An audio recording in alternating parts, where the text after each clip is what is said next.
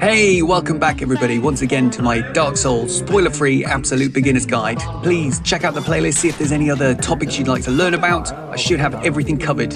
In this episode we're going to be looking at defensive options, so looking at how we block attacks, how we can parry, how we can use evasion, that sort of stuff. Let's get straight into it.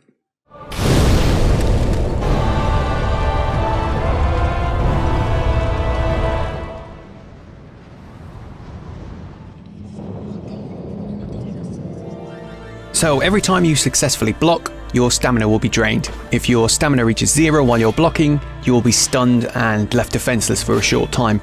To help you recover your stamina, lower your shield in between attacks. Your stamina regenerates very slowly while you're holding your shield up. Small shields are very unstable and they cost a lot of stamina to defend attacks. Medium and large shields are way better and will often deflect enemy attacks, which is just like when we hit a wall. Some of the larger shields can even deflect boss attacks.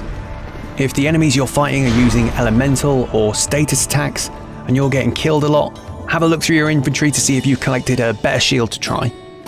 And failing that, if you're still struggling, don't give up, because we've all got access to... Now, rolling is definitely a very useful technique in Dark Souls, but don't underestimate the power of just walking or running about. Rolling does make you invincible temporarily, but it also has a recovery time. Walking and running does not have any recovery. The enemies in Dark Souls are generally really slow. You can often just walk around them while they're getting an attack ready, giving you plenty of time to retaliate.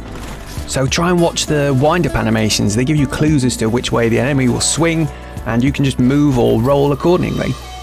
When you're rolling and locked on, you can only roll in 4 directions, forwards, backwards, left or right.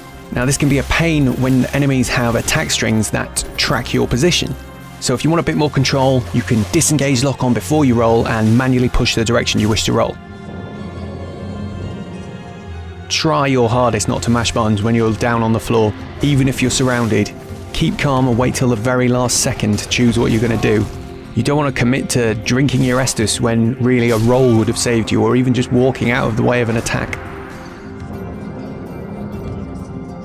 Got to say, nothing in this game makes you feel more like a boss than parrying.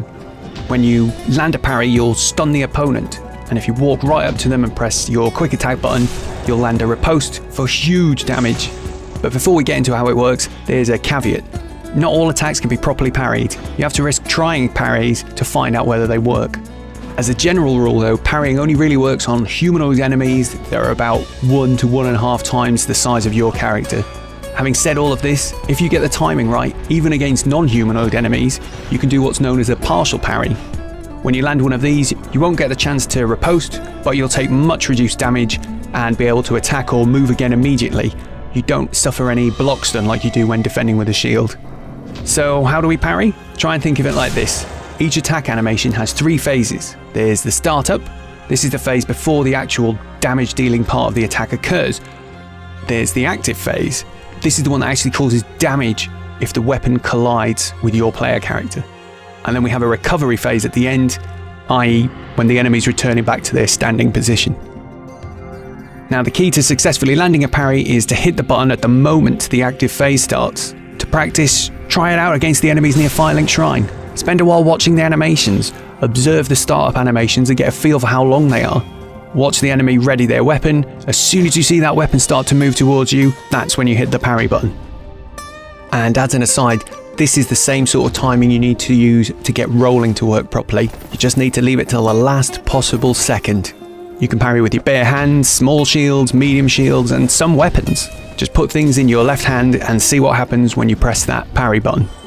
Some shields and weapons have easier parries, according to the item descriptions, though personally I've not really felt much of a difference. But what actually happens is they have a slightly longer window during which the parry can be successful. So it could help you if you find yourself pressing the button too early. Just experiment and see what suits you.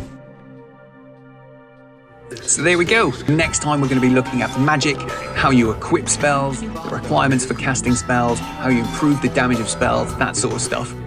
As always, thank you so much for watching, people. I'll catch you next time.